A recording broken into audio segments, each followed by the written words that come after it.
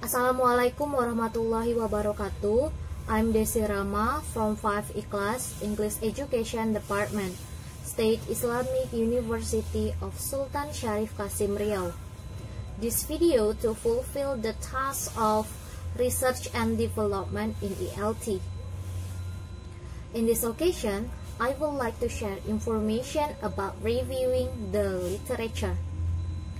But before I present this material, Group 1 has discussed a little about reviewing the literature. This material based on John W. Creswell books, and the title is Educational Research Planning, Conducting and Evaluating Quantitative and Qualitative Research, 4th edition, 2011. So, reviewing the literature is one of steps in the process of research. So, the points that I want to share are: the first, definition of the literature review, and then the importance of literature review, and how does the literature review differ for quantitative and qualitative research, and the last 5 steps in conducting a literature review. Definition of a literature review. A literature review is a written summary of journal articles, book, and other documents that describes the past and current state of information on the topic of your research study. The importance of a literature review are: the first, you can conduct a literature review to document how your study adds to the existing literature. Then, a study will not add to the literature if it duplicates research already available. And then, to convince your graduate committee that you know the literature on your topic and that you can summarize it. And then, to provide evidence that educators need your study. And then, to build your research skills of using the library and being an investigator who follows leads in the literature. And then, to help you learn how other educators compose their research studies and helps you find useful examples and models in the literature for your own research. And the last, by conducting a literature search using computer databases, you can develop skills in locating needed materials in a timely manner. As we know, there are 2 approaches in research: quantitative and qualitative research. So many people have questions about how does the literature review differ for quantitative and qualitative studies. And I have displayed a table on the video. Identifies 3 primary differences: the amount of the literature cited at the beginning of the study, use of literature at the beginning of the study, and use of literature at the end of the study. In a quantitative study, researchers discuss the literature extensively at the beginning of the study, or substantial. This serves 2 major purposes. It justifies the importance of the research problem, and it provides a rationale for the purpose of the study and research questions or hypotheses. The authors also incorporate the literature into the end of the study, comparing the results with prior prediction or expectation made at the beginning of the study. Whereas In a qualitative study, the authors do not typically discuss the literature extensively at the beginning of a study, or minimal. The literature serves a slightly different purpose.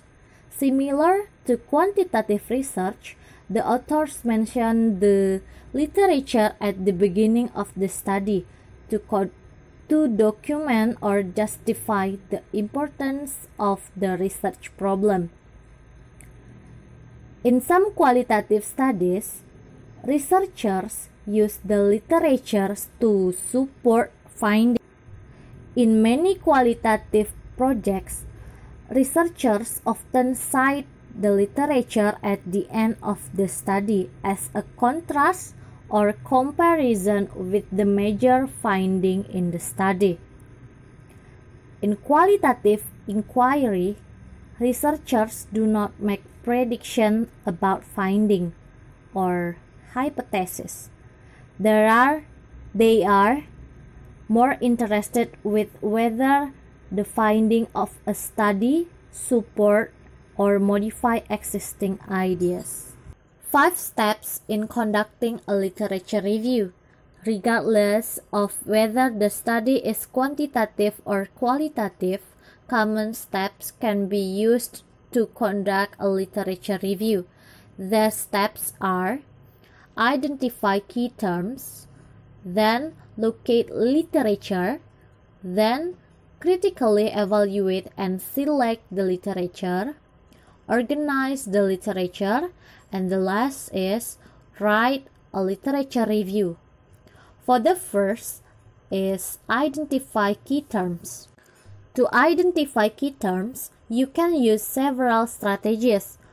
The first is write a preliminary working title for a project and select 2 or 3 keywords in the title that capture the central idea of your study.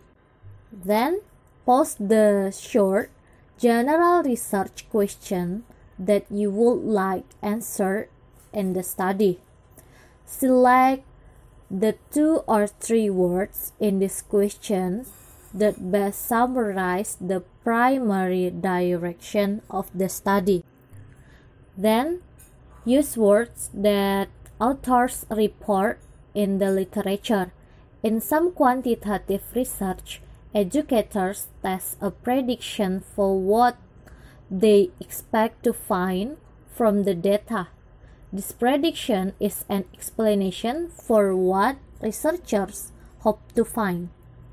Then, look in a catalog of terms to find words that match your topic. You can visit online databases that are typically available in college or university libraries. And the last, go to the bookshelves in a college or university library. Scan the table of contents of education journals from the last 7 to 10 years and look for key terms in titles to the articles. The second step is locate literature. Locate literature is about a topic by consulting several types of materials and databases, including those available at an academic library and on the internet. Researchers locate literature in library resources, such as summaries, books, journal publications, and electronic sources, and early-stage literature.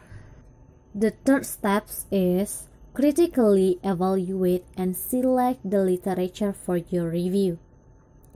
After locating the literature, the researcher then critically evaluates the materials and makes a determination of its relevance for use.